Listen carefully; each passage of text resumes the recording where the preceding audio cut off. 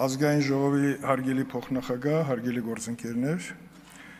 անախորժ իրավիճակ էր առաջացել եւ մեր ընդդիմադիր մամուլը անմիջապես վերնագրերը դրեց, ում պատճառով տեղի ունեցավ այս խոչընդոտը։ Ասեմ, որ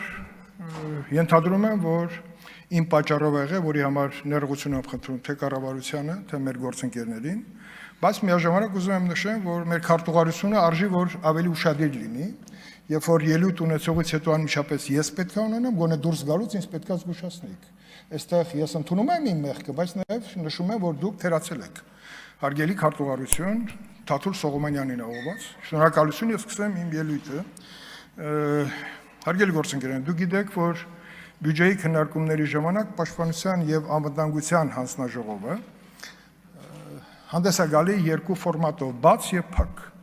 Եվ որպես կանոն, վերջին 2 տարիների ընթացքում ներքին գործերի նախարարությունը հիմնականում հանդես է եկել բաց ֆորմատով, աշխատել ենք մոտ 2 ժամ ներքին գործերի նախարարության բյուջետային հատկացումների եւ առաջացել են հարցեր, որոնց պատասխանը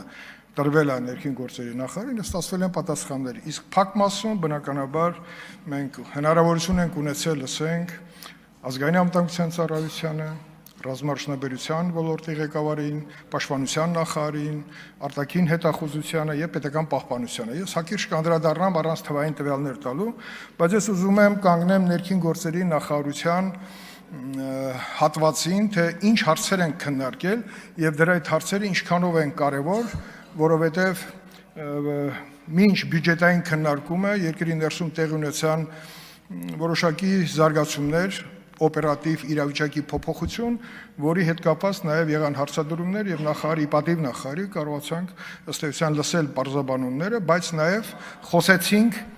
թե ինչ բաց թողումներ ունենք եւ դա ոնց պետք է հաղթահարենք։